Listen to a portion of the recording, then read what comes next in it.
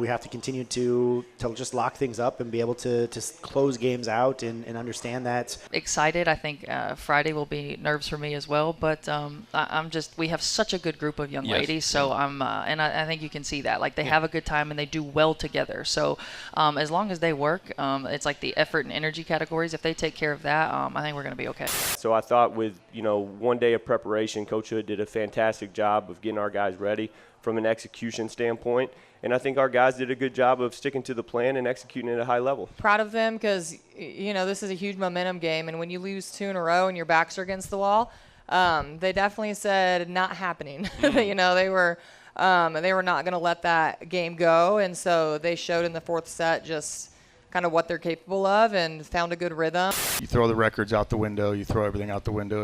It's just a down, dirty street fight, and that's what it needs to be, and it's what it should be, and it's what we're expecting. And honestly, I mean, we've gone against the top teams in the conference so far this year, and we've gone toe to toe with them, and this is no different. You're listening to the Griffon Sports Insider Podcast, live from Hi-Ho Bar and Grill in St. Joseph, Missouri. It's our live weekly chat with Missouri Western coaches and athletes. Here's your host for the Griffon Sports Insider Podcast, Tommy Rezach. Well, hello everyone. Good afternoon and welcome back to the Griffon Sports Insider Podcast on a Monday, November the 4th, 2024. Pretty autumn-like Monday. Cool rainy day here in St. Joseph, but that aside, we've got a very busy week/weekend coming up on our campus.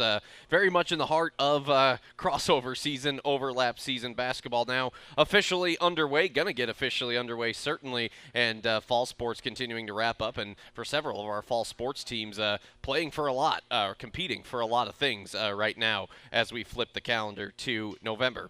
I'm Tommy Rezach. So glad you're with us. We've got a packed show in store. Hope you'll stick around with us for the next hour. Perhaps you're listening live on the Varsity Network app, gogriffons.com/listen, or watching back the full broadcast on our YouTube channel, also podcasted on Spotify, Apple, and wherever you podcast. Just search Griffon Sports Insider.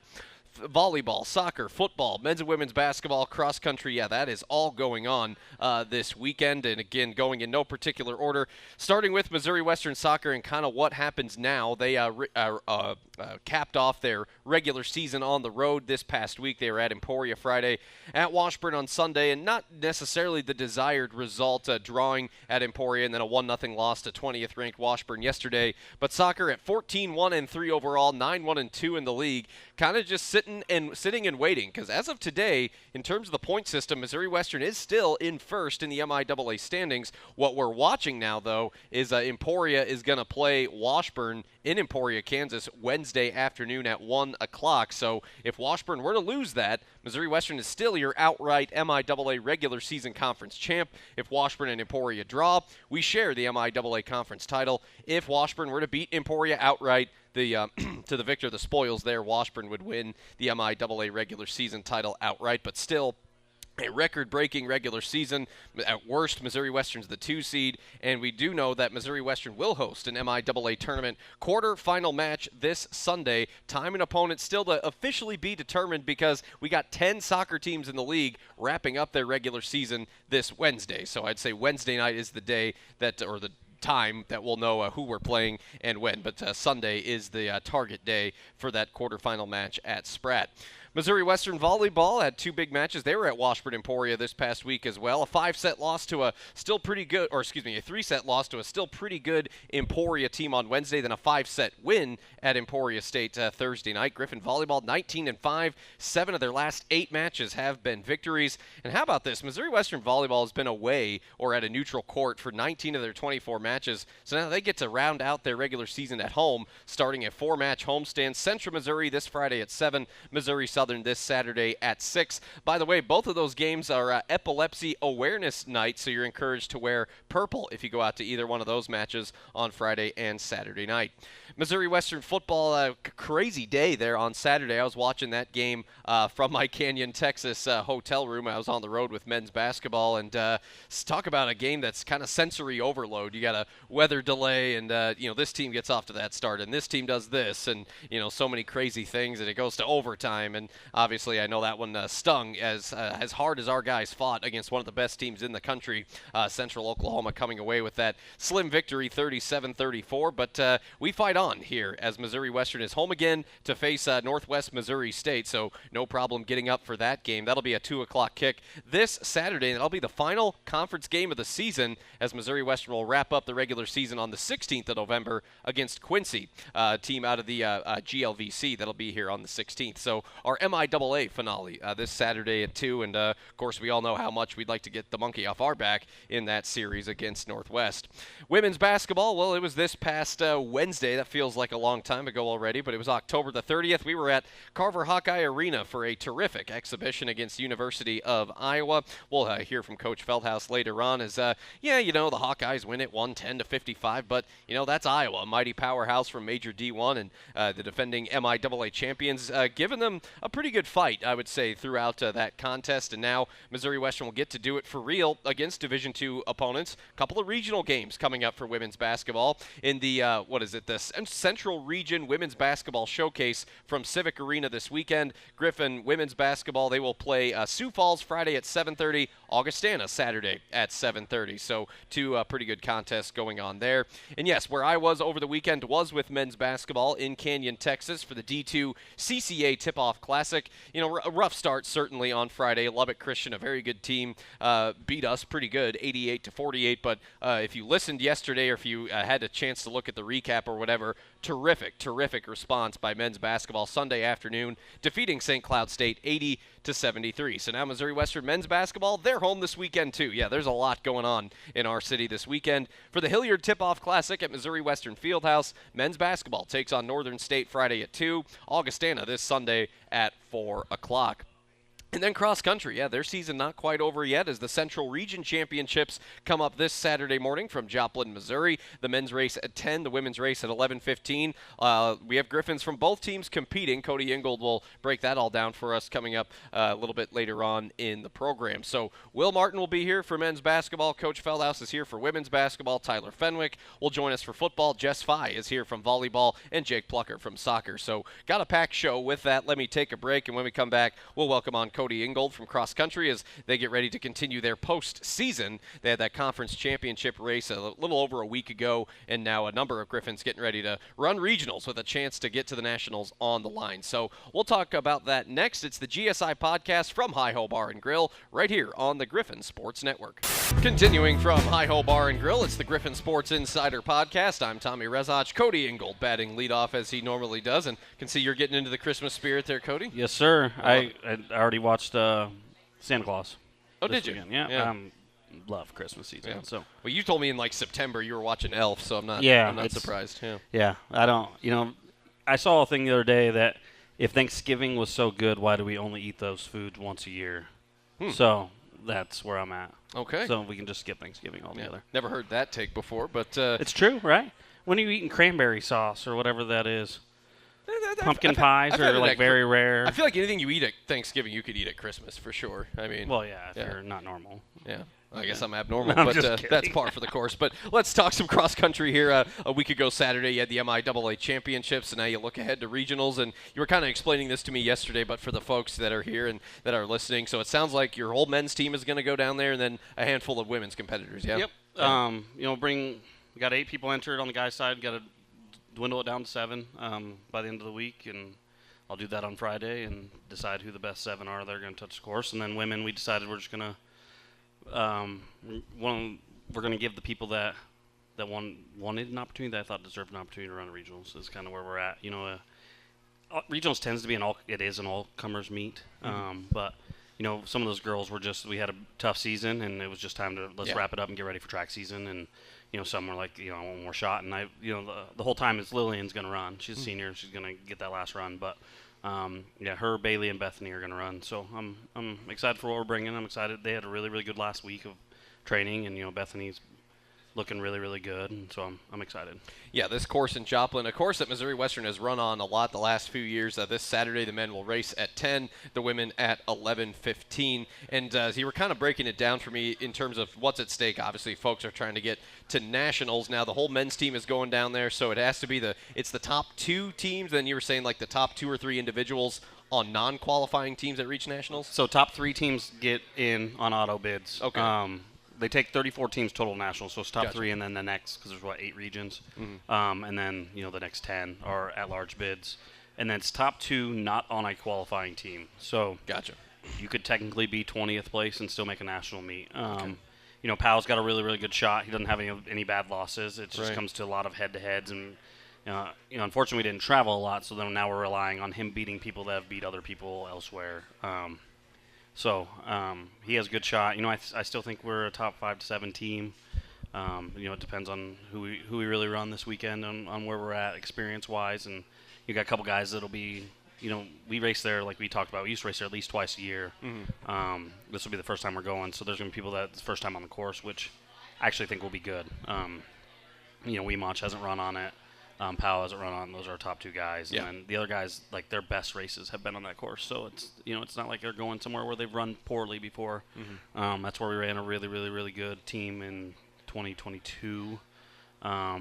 Ran really, really fast that year. So I'm hoping we can kind of rekindle that and then add those 2 to the mix and run really well. Yeah. This is a men's team that's been able to crack the Central Region rankings 2 years running. You were up to number 10 this year. I know the conference meet kind of set you back a little bit, but in terms of your men's team getting an at-large, seems like that's it's not a out of the realm of possibility. No, it's right? definitely possible. You just got to show up. Yeah. That's the thing. We got to show up and race, and we got to put 5 really, really low as we can, and we got to have 7 run really well. And that's what it is. And we can only control ourselves. Sure. You know what I mean? The cool thing about it is we get an opportunity to run with the best and show up. It's not like no one else is deciding our future for making nationals. We get to decide it ourselves. So.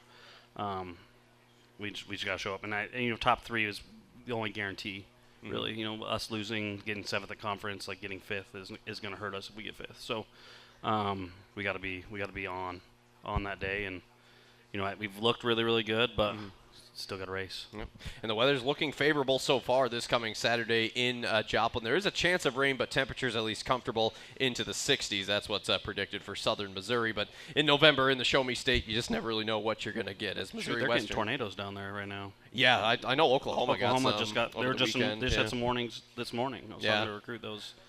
Taking cover in the gym. Well, golly, where was I? Wednesday night. Yeah, I was doing women's basketball, and I got the alert that we were in a tornado warning. So, yeah, it's still crazy weather. Yeah, I was around driving to campus for practice and, just jamming out.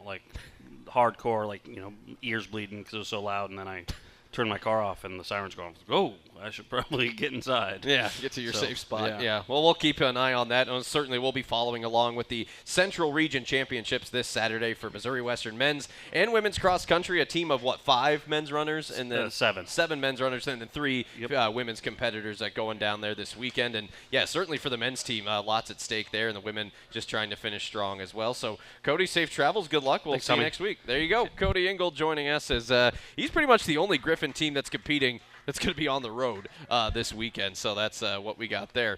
Let's go ahead and take a break, and we will move along in our program. I think we'll do soccer next with Jake Plocher, as they're coming off a big road swing at Emporia and Washburn. And again, soccer just kind of waiting to see who they'll play in the MIAA tournament. But whoever they play, it'll be here on Sunday. So we'll talk about that next on the hang on.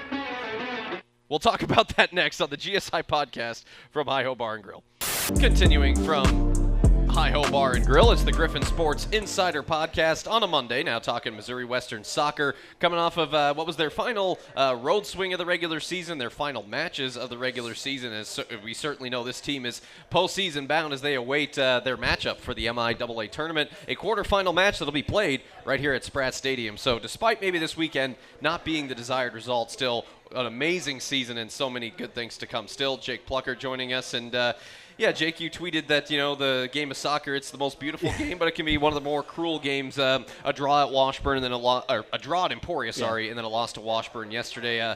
Obviously competitive matches. Emporia's trying to fight to get into the tournament. Washburn's the only team that can compete with you guys for a conference title, so we knew a lot was at stake, but I know at a moment like this, perspective is important. That the weekend was disappointing, but big picture, the goals are still out there in front of us. No, 100%. And, I tried to relay the message that obviously this hurts and we're no longer kind of in control of our own fate for what can happen. But, at the beginning of the year, if you would have said 14-1-3, we'd take that in a heartbeat. So we have to continue to just lock things up and be able to close games out and understand that, like we've talked about, everything, it's a 90-minute game. It can't be for, 89 minutes and 10 seconds. It has to be that full 90 minutes. And so what we've kind of preached is just continue to use that kind of pain of the feeling of kind of leaving it out there as motivation to try to help us, as we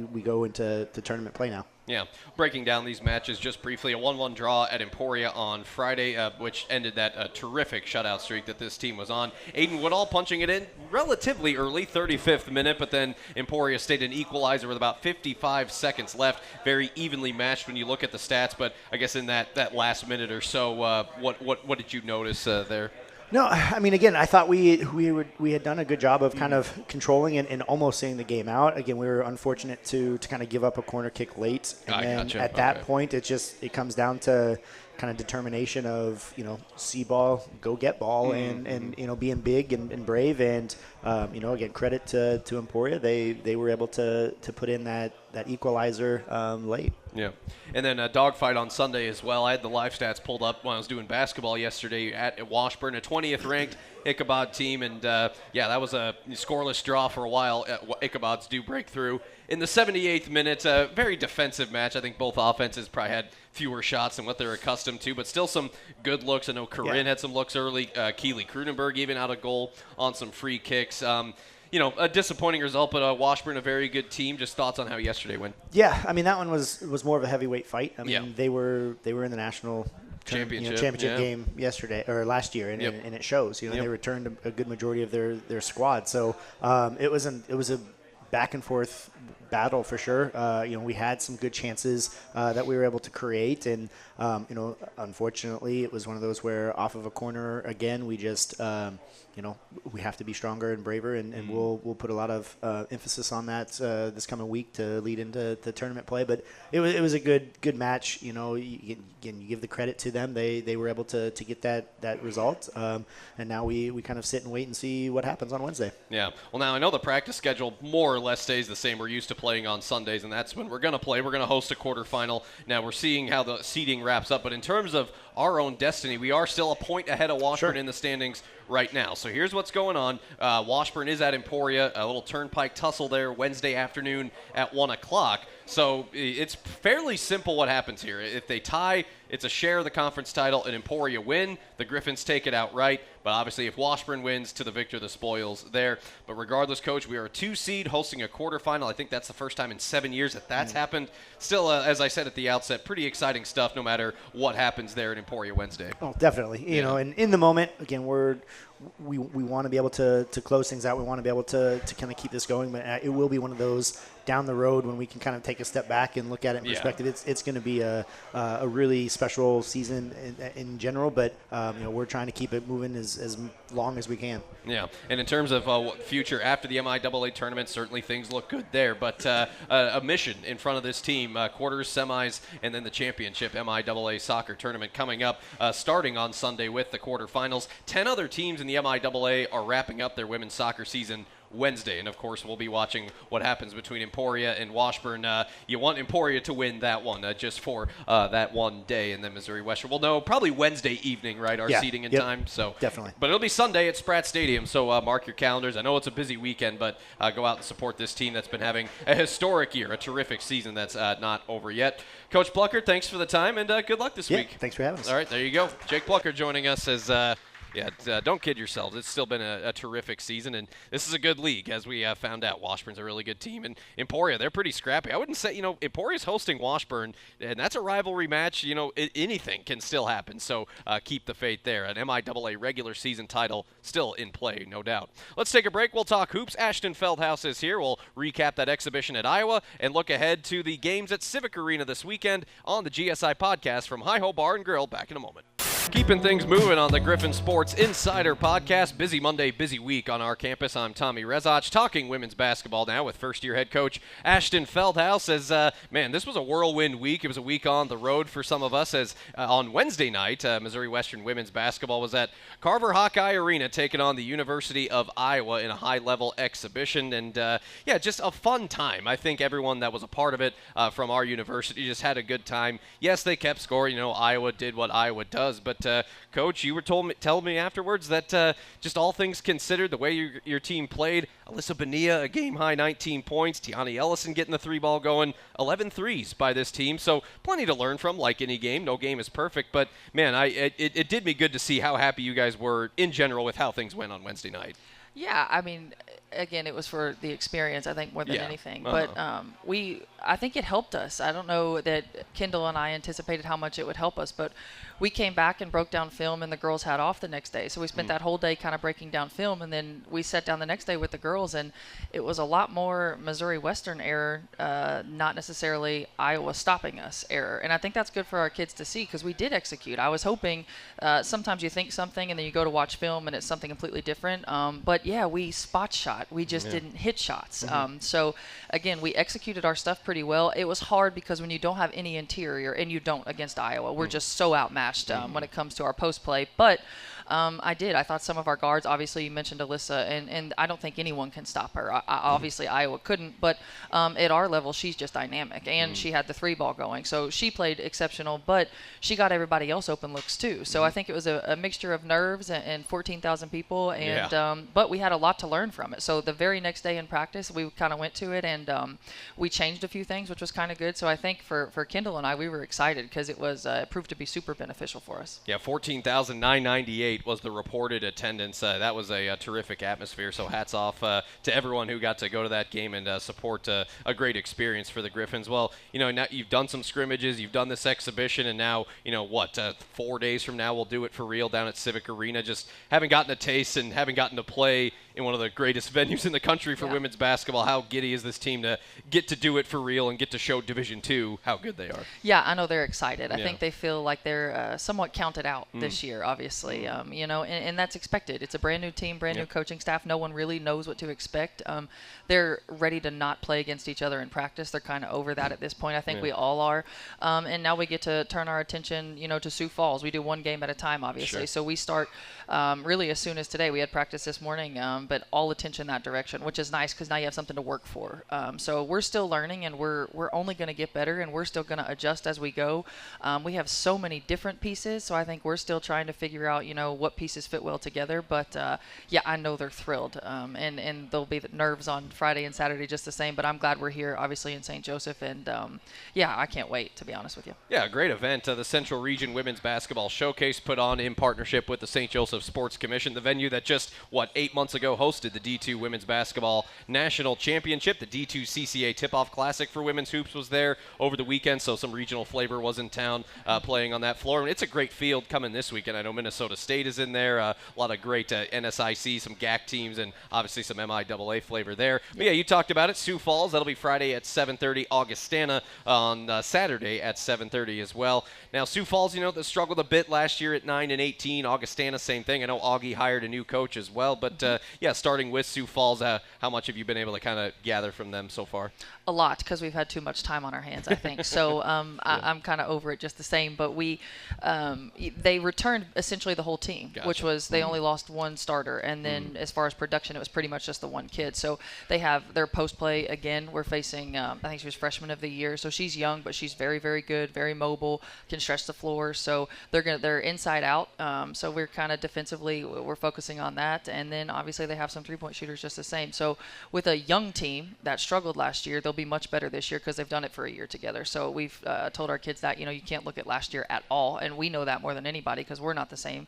And then offensively, we're going to push pace and kind of do what we do. That's a lot more about us executing us. And then as far as Augustana, it's brand new team, completely new team, new coaching staff, obviously. So we've done a little bit going back to see kind of what he does, but it's kind of hard when you don't have any of the same personnel. So that first day will be our game, check that off, and then Coach and I all night will be working on that. So that's kind of how the weekend will go. Yeah. And last question, and getting back to Wednesday, it was kind of cool that it was kind of 2 first-time head coaches going at. Jan Jensen had been on Lisa Bluter's staff for 20-some years. So for her, that was her unofficial coaching debut. And, of course, it was for you. And I mentioned on the broadcast how you were an interim head coach for that one game at Eckerd. And so you've been, I think, ready for that moment. But when it finally hit you that, they announce you that Missouri Western head coach Ashton Feldhaus, and you think about, was that kind of a pinch-me moment for you in that particular moment in time? Or I think so. It was good, too, because before the game, Jan was great, obviously super complimentary. But, she was like, how are things going? And I was like, well, I don't think I was expecting all this for my first game. But, no, it was exciting. A pinch-me moment, but that goes away really quickly as soon as the ball tips up, and then you're just kind of moving. So, excited. I think Friday will be nerves for me as well, but we have such a good group of young ladies, so and I think you can see that. Like, they have a good time and they do well together. So as long as they work, it's like the effort and energy categories. If they take care of that, I think we're going to be okay. Yeah. I know coaches get nervous sometimes when I sit next to the bench, but I love sitting next to the bench because I can see and hear and just absorb so many things that are going on. And it seemed like it was fun just watching you guys interact and go play. And what an experience for all of us. And now we do it for real here on Friday and Saturday night, Civic Arena. Both games at 7:30. Sioux Falls on Friday, Augustana on Saturday, and I'll be there for both of them. Coach, can't wait. Good luck this weekend. Awesome. We're excited. Thanks so much. All right, there you go. Ashton Feldhaus joining us here on the GSI podcast. We'll take a break. We'll keep talking hoops. Another team coming off a road trip. Coming in last night was men's basketball after the D2 CCA Tip-Off Classic from Canyon, Texas. Griffin's fresh off a win yesterday and looking for some victories against more regional flavor this weekend. We'll talk about it next. It's the GSI podcast from Hi-Ho Bar and Grill. Continuing from Hi-Ho Bar and Grill on the Griffon Sports Insider Podcast, Coach Will Martin posing for a photo from our SID, Brandon Dugan. I'm Tommy Rezach. That'll probably be a keeper. Coach Martin, welcome home. Yeah, we had a late night getting back last night, but split a couple of games in Canyon, Texas at West Texas A&M University in the D2 CCA Tip-Off Classic. Didn't start the way we wanted Friday, but what a nice finish and response yesterday. Just thoughts on the trip overall? Yeah, I'm proud of our guys' response, but, getting beat by 40 is unacceptable. Right. Whether it's the first game, whether you're on the road, it doesn't matter. I thought that in all aspects we didn't execute and we didn't bring the effort necessary for us to have a successful team, and that's not who we are. That's not who we've practiced to be. That's not what we've worked our tails off to become. And so when you look at that Lubbock Christian game, we didn't share the ball. We took a lot of long threes on the first side, which then put us in really bad transition defense. They capitalized on those mistakes. We missed 12 layups, which just isn't very tough.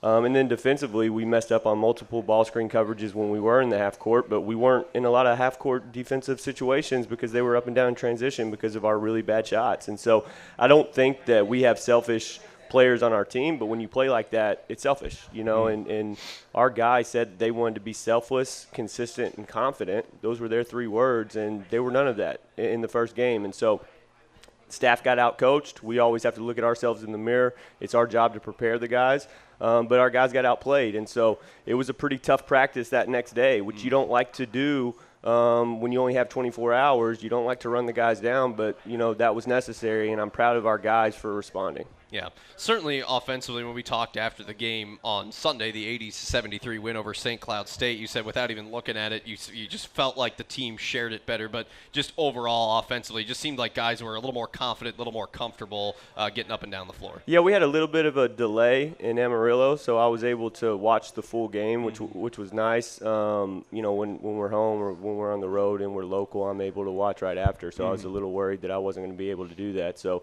was grateful for the delay. And what I saw on film is what I felt in the game. I thought that we shared the ball really well. I thought that we won pretty much every 50-50 battle on the floor. Yeah. We rebounded the ball extremely well. We wanted to dominate the glass. Still got to take care of the ball a little bit better, but there were more forced turnovers instead of unforced turnovers in the game against Cloud than there were against Lubbock. And then defensively, I thought our ball screen coverage was really good. Hell of a scout by Coach Hood. That was his scout. We were able to go and watch Cloud play Lubbock live and then practice right after that. So I thought with, one day of preparation, Coach Hood did a fantastic job of getting our guys ready from an execution standpoint. And I think our guys did a good job of sticking to the plan and executing at a high level. It's certainly a significant victory in the terms of, St. Cloud beat Lubbock on Saturday by double digits. St. Cloud is a regional team, and these are the types of wins that, they're going to matter once we get further down the road. That's why you want to win those regional games. And you talked about Cloud's defense. They run the full court trap. They ended up with 12 steals, but Zion Swader, 5 steals himself. He had 18 points to lead your team. But 2 guys I wanted to single out. You give Justin Bubach his 5th career start on Sunday, played hard all weekend, both games, and then Zane Nelson, a combined 30 points. I think pretty good. A pretty good preview, I think, of what Zane's going to be, but B, how great is that for Justin? I thought he, just played spirited both games. Yeah, a kid who has battled a ton of adversity physically. There was one point this summer, he probably wouldn't want me sharing this, but he was considering maybe having to retire because he could barely walk up the steps. And so the rehab that he's done and the commitment that he's made to make sure that his body's right, and then to start the game with that emphatic dunk on a third side. Both halves. On a third side, which I know, the dunk is impressive, but, we start the game off. I didn't want to draw up some, fancy play. We ran a basic motion. I said, I want everyone to touch the ball. Let's move the defense. Let's get them out of the gaps. And then, Justin had an emphatic dunk. And so I think that kind of set the tone. I think that kind of represented the type of practice that we had on Saturday, and then we carried that over for a full 40 minutes. Yeah, started the second half with a dunk as well, so that was terrific. And just real quick on Zane, 14 points Friday, 16 more on Saturday. Just a good day for your guards, and good to see Juice and Kiani get going too. Yeah, Zane's a guy we've kind of learned in the portal that if you can get a D2 kid that has had success at this level. He's a kid that played in our region. He was GAC Newcomer of the Year, averaged 19 points a game. What we've seen with our data as a staff, that transfers more so than anything else. You take risk on some D1 guys, maybe some NAIA guys, and you might hit, you might not. But guys that have success at the D2 level, that usually transfers, and Zane can really put the ball in the bucket, and he showed that even against Lubbock Christian. I thought he hit some big shots in big moments. It just wasn't enough. But against Cloud, not only did he do a great job of scoring when he had his opportunities, he does a really good job of spacing out and making sure that other guys get connected as well, which is going to be huge for us moving forward. Yeah, good to see the debut of guys like Dev Butler and Kittrell Blocker as well. I thought Kittrell made some really nice plays. Kid was great. Kid had some huge offensive rebounds for us in that game. There was one possession where he got 2 offensive rebounds in one possession. I think that's when they had kind of cut it. We had a 20-point lead. I'm at halftime saying, let's run the ball. Right, like we got a 20-point lead. I don't want to take the foot off the gas, but at the same time, let's make sure that we're taking advantage of the clock a little bit, and we're not shooting first side shots, and we're not trying to. Now there were a couple in transition. Kid missed the dunk, and then Julius missed the layup. So I'm losing my mind because I'm like, hey, let's use some clock. But I thought that all of our guys did a really good job of that. And when you have a kid like Kid, if you have someone like Kittrell Blocker, who when you're trying to slow the game down and you get that late shot clock shot and it doesn't go, but then you get the offensive rebound and then you get to use 20 more seconds, that's imperative. Yeah, absolutely. It was just a lot of fun. A fun way to end the trip after a tough end. And then 12 offensive rebounds in yesterday's game. That was a nice counter to when they were running that trap and trying to get back in it. But Griffin's getting some big second chance opportunities. Some big opportunities this weekend. The Hilliard Tip-Off Classic, a great annual event that we put on, and Missouri Western playing the same 2 teams we played in this event last year, just in reverse order. Northern State Friday at 2, Augustana Sunday at 4. Now we've seen Northern the last few years. They kind of had a rougher year last year, but we know how good they've been in recent memory, getting to the tournament regularly, and Augustana just missing out on a bid last year, 19 wins. 2 teams that we beat in tight games, and Coach, I would expect 2 pretty competitive games again this weekend. Yeah, we have a ton of respect for both of those teams. They've had a lot of success historically in the NSIC. As I'm watching our game against Cloud, I look over and Coach Hood is already watching Northern. They've played one exhibition game, and I don't know how he found it, but somehow he, bootlegged their scrimmage game. I do think it's up on Synergy, but it was in some back gym, and that just shows the intentionality that Coach Hood has when it comes to scouting. And so I know that he's going to give us a good look, but we do only have one game to work on. So you go back to that Lubbock game, there's going to be times and situations where we as a staff can't tell you exactly what the other team is going to do, and you have to respond and you have to play the way that we play regardless of what the other team is doing. Yeah. And like we told the team earlier this year, like with the talent that we have and the experience that we have, I don't think that we're going to get beat by an opponent, but we certainly can beat ourselves. And so against Northern, that's what it's going to be, is we can't beat ourselves. We can't have another game like Lubbock where we're shooting first side shots and we're not sprinting back in transition and we're missing layups and we're not making hits and we're not staying connected and we're not very tough. We have to be the team that we were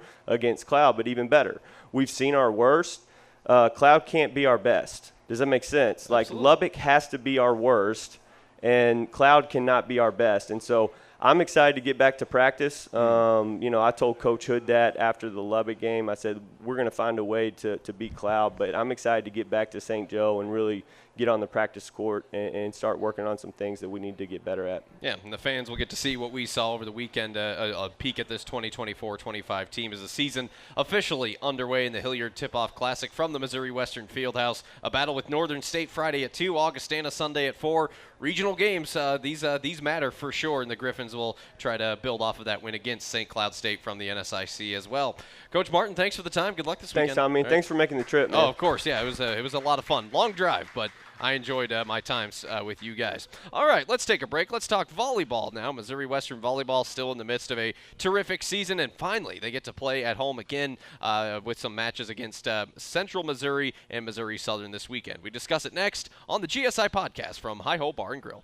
We continue from Hi-Ho Bar and Grill on the Griffon Sports Insider Podcast. I'm Tommy Rezach as we talk volleyball. Head coach Jessica Fye joining us now. 19-5, 9-3 in the MIAA winners in 7 of their last 8. The Griffins got to at least take a breather over the weekend, playing their games in the middle of the week. Washburn Wednesday, Emporia Thursday. And Coach, I know the week didn't start the way you wanted, getting swept there at Washburn. Ichabod served well in that match, I know. And we had 22 blocks, but offensively things just couldn't really ever get going. Just thoughts on kind of what happened there on Wednesday. It was a really tough serving game. I think both sides, like we look at side out percentage, and usually you want to be at 60% side out percentage, and neither side accomplished that in any of the sets. So it just shows how receiving was just an issue for both sides, and we just weren't able to get it. But where they beat us was we couldn't get our offense going in the transition phase. I mean, how many opportunities we left on the table of them, like, not to take anything away from them, they made some great adjustments from the first time we played them to this time. But just the lack of offense capability from everyone but Noel, it was disappointing to see this late in the season. You don't expect your studs to fall apart for 3 sets in a row. You expect them to be able to pick them up and figure it out. And unfortunately, 4 out of our 5 offensive options just could not get going. And when you're playing a good team, that makes it a tough night. Yeah, Noel Sutcliffe, a dozen kills to lead the way there, but still straight sets. But all the sets fairly close, 25-21, 25-23, 25-20. Then we grind one out at Emporia State the following night, winning the first set 25-18, dropped the second 25-21, dropped the third 25-23, an emphatic 4th set. Griffins win 25-10 and outlast Emporia in the 5th. 15-11. Better night offensively, 56 kills. You hit north of 200, 10 ace serves, and one of your weapons, perhaps your top weapon from a season ago, Taylor Russell, 17 kills.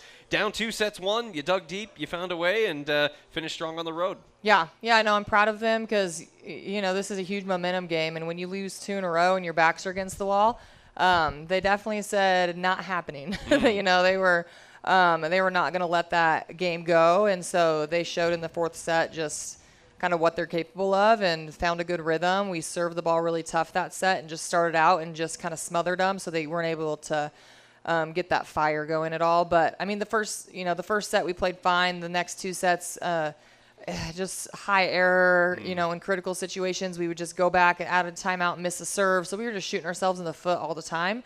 But Emporia has some weapons, and they did a good job, and they're a team that's just getting better every week too, so it's a great win for us. Yeah, they're hovering around 15, 16 wins on the season, right in the kind of the middle there in the MIAA race. So, yeah, definitely improved under a new head coach that they just hired, a coach that has lots of D1 experience and things like that. Well, you're finally at home. How about a homestand? We've been waiting for one of those. Yeah, next 4 all at home. Central Missouri, that's the first matchup on Friday. Now, this isn't, the Central Missouri we're used to, having a losing record in November, 9-11. And then Missouri Southern, they've kind of been struggling. They're 4-20 right now. And both of these matches will be epilepsy awareness nights. So we can talk about that a little bit. But in terms of UCM, just right out of the gate, what has been the key? Why are they not the regional contender right now that they usually are? Yeah, they lost a lot last year. They had 3, 4 fifth-year seniors that they graduated. That's a lot of experience in this league, and that experience, if you're a fifth-year senior, you know what's going on. So they just didn't return a lot of starters. They have 3 people, I think, that are contributing for them again, and so just a lot of inexperience on the pins, a lot of inexperience in the back row. And so they just have holes that they didn't fill from this past season. And so, they have some capability that's can be concerning. So we definitely have to take care of business. But what's going to win us this game is just scoring points. Like, we have to score points. We have to get kills. Offense has to fire, unlike last week. Yeah. Any knowledge of Southern at this point? Obviously, they're kind of at the bottom. Not a ton. They're always a little scary, I guess I'll say, because they're just kind of scrappy fighters. Yeah. Like, they have a really high dig per set, so they keep a lot of balls alive. I just don't know if they have the offensive capability, but I mean, they just took Washburn to 5 2 weeks ago. They just reverse swept Arkansas Fort Smith last week, so they're definitely not playing bad. So they're a team that you just want to watch out for. You don't want to overlook them by any means. Yeah, I feel like they're always one that's like their record's not there, but they can take a set from you pretty much at any given point. Epilepsy awareness both nights. Folks encouraged to wear purple. Just kind of talk to me about this. This is it a charity? You're raising money here? Or? No, we have a player with epilepsy, and so she just feels like the awareness isn't there for it. So she brought it to us last year that she just wanted to have a game that was epilepsy awareness, and so we have some stuff that we read over just to make people a little bit more aware of it. So this is kind of for one of our players. Oh, that's fantastic. Yeah. So wear purple if you're going to go out there Friday or Saturday.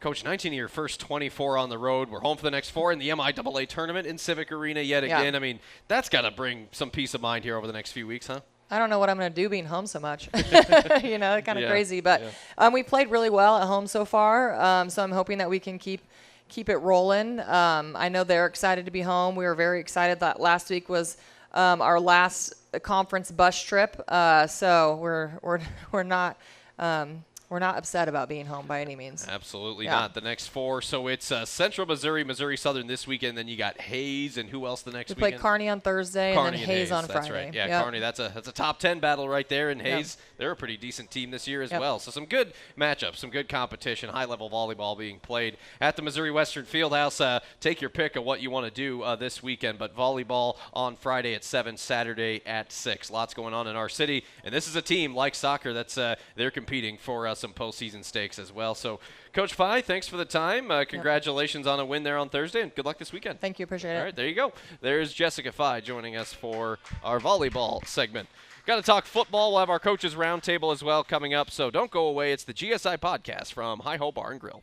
Continuing from Hi-Ho Bar and Grill on the Griffon Sports Insider Podcast, I'm Tommy Rezach, talking Missouri Western football now with head coach Tyler Fenwick. And Coach, I was able to watch that game live every waking moment, tried to help Kyle and Chris with any info and nuggets that I could. And, man, that game, I think I used the phrase sensory overload from, one team starting fast, then weather delay, and then a comeback, and then overtime, and just all the ebbs and flows. And I know in some ways it probably feels like Groundhog Day. We give one of the best teams in the league, in the country, a great fight, but, unable to close things out. And you told Kyle afterwards that, it feels like this season in a way for your guys has just been a adverse situation, I guess, just coming off the field on this most recent one. Kind of dumbfounded at the end, as I'm sure you guys were. Just how do you kind of describe what took place there on Saturday? Yeah, I mean, there's some things where, we're down 20-7. Right. And our kids are they're fighting, and they're we get back in it, and we get down 20-10 at halftime, and get the score before the half, and then we come back, and next thing you know, we're up 34-20, and we're playing good football, and then before we get the interception for a touchdown, right? And it's a phenomenal play. I mean, it's something that our kids were prepared for. They knew it was coming. Our coaches knew it was coming. We prepped for it throughout the year, and sure enough, they threw it and Cam Powell jumped it and picked it off. And I mean, it's just an awesome play. And it's awesome to see that just the preparation. We talked all week about preparation. We talked about making sure that we prepare the right way, playing against a good football team that's, really, I mean, putting up a lot of points and a lot of yards, and they're doing it every which way. And so just making sure that we're prepared and confident and know the game plan so that we can go react and play fast. And I thought we did that for about, 58 minutes or whatever it is. And then after that, we're kind of, we're trying to win the game. I mean, we're trying to, burn the clock. We're trying to, run the football. We're trying to, and then we got to punt. And so we punt. We gave up the big one, the 92-yard touchdown for which was really disappointing because we got people down there that need to, we need to execute that better. I mean, that's just really what it comes down to. It's execution, and that ball should be right there at the 8-yard line. And we got to make, a 2-score drive, and we need to make them drive the length of the field, and we gave it up and couldn't get it done. And that's, and then you go into guys go into panic mode, and and you're still trying to. You're just trying to close it out. And we had opportunities to close it out. We had 4 opportunities to close the thing out. We just didn't get it done, and for different reasons. Yeah. Well, in the punt return game, that a punt return kind of set up their first touchdown. Was that something, I don't know, was that on punt return coverage, was there something that just missed assignments there? Because they had those 2 that really set up some scores there. Yeah, no, I mean, they had 14 points off of punt return, but and the one of them, we were backed up and we would have given them a short field and all that stuff. But the one at the end of the game is really disappointing because we were not leveraged right. The punt, we want what we call down at punt. It's basically what we're trying to do is we're trying to pin it down inside the 10-yard line. We're trying to put it out by the numbers, if not out of bounds, and not allow a return. And so when the ball gets punted to the middle of the field, it gives them the 53 yards to return that thing. And and then I think our guys ran down there with the mindset that it was going to be fair caught or that it was going to be the down at punt situation and just let up a little bit. Next thing you know, that kid, and we talked about that kid all week. I mean, I don't know his name, number 3. Kobe Stevens, number 3, right? Kobe Stevens. Yeah. I know that kid. Yeah. He's a phenomenal player. He made some plays on defense. He's all over the field. And there you go. Yeah, he's one of those guys that's been in Doral's system a few years and is just steadily improved, as has UCO, obviously. We can see that. So going to some situational stuff. So we got the ball up 7. We're at the 2-minute timeout. We're on their side of the field. Burwald seemingly had gotten a first down. You know, they throw a flag on a big hit. They pick it up. What can you say about that? But it's your 4th and 2 at the UCO 40. I think the thought there was, pick up these 2 yards, put the game away. And then, overtime, we're faced with a 4th and 1. I think any coach feels like we're good enough to go get that yard and keep this thing going. Yeah. But take me inside the headsets during those moments. I mean, those are critical decisions. Obviously, that's why I would never coach. I can't imagine. But what are kind of the discussions amongst the staff when you're thinking, should we punt or go for it? Should we field goal or go for it? Yeah. Well, so the 3rd and 13, obviously you're in a situation where you don't want to throw it and throw something away and give them a short field. So. But you also feel like you do need to go get a first down, and 3rd and 13 is not going to really necessarily be a great run situation to go get a first down. So they had called the timeout, and so we got in the huddle on the sideline. We talked about running a pass play, and I told Burwald, I said, look, you're probably going to get 2-man or some kind of man. I said if it's zone, this is where you need to go with the ball. If it's man, and if it's not just wide open and obvious, then take off and run because we're going to run everybody out of there. And sure enough, that's what happened. And Birdwald did exactly what I told him to do, and he got around the edge, and sure enough, everybody's cleared out, covering their man, and he runs, I guess probably 13.5 yards. Yeah. And then gets hit, and I don't know if I'm not sure. It looked like he didn't see that guy coming, but he was coming in a hurry. That's for sure, and took a big hit. Ball popped out, and so when the ball popped out, it was a fumble that actually we lost 2 yards. So we actually had the first down, game over. Right. And so we actually ended up losing yards. The fumble gets out of bounds, so then it ends up being 4th and 2. So So then after that, it was I think we used a timeout to kind of talk it over and figure out what we wanted to do, and so I talked to Coach Johnson, our defensive coordinator, and I said, hey, what do you think? He's like, go for it. Let's get it over with. And we felt like we had a good play for it. That was the pass to Trey, right? Pass to Trey. We had a little. We knew we were going to get man to man. We knew we were going to get, it's 2-on-2 on the twin side, and just ball came out late, and number 3 ended up getting a hand on it, and so now now you got to play defense, and then we gave up some things, some big plays in a 2-minute situation, and they got down, tied up, put it in overtime. Yeah, got down to the goal. They almost ran out of time. They almost ran out of time. Right there on the goal line. About 10 we need seconds. to do a better job of laying on the ball carrier. Yeah, absolutely. Yeah. And they put a new quarterback in there, Dawson Hurl, led that drive. Yeah, I mean, speaking of that, I mean, if you sit there and you look at that game, going into that game, you're looking at one of the top quarterbacks statistically in the country. Yeah. You're looking at one of the top running games in the country. They're scoring all these points, and I don't know that. Our defensive staff put together an unbelievable game plan and just stoned him pretty much the whole day. Yeah. To the point where they had to pull the kid out. He didn't get hurt.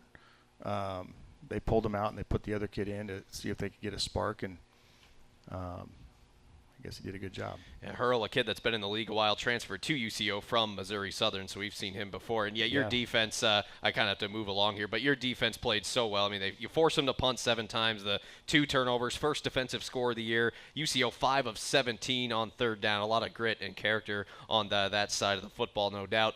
2 games left here at home. Our last conference game, it's this Saturday, and no trouble getting up for this one. We know who it is, the team in green that's 40 minutes to the north of us.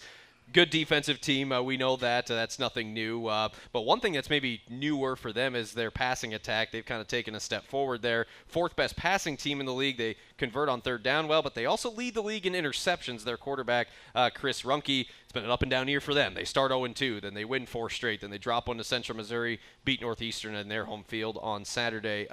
Just your overall take on the Cats so far. Yeah, all that stuff you just talked about, you throw it out the window. Yeah. You throw the records out the window. You throw everything out the window. It's just a down, dirty street fight. Yeah. And that's what it needs to be, and it's what it should be, and it's what we're expecting. And honestly, I mean, we've gone against the top teams in the conference so far this year, and we've gone toe to toe with them, and this is no different.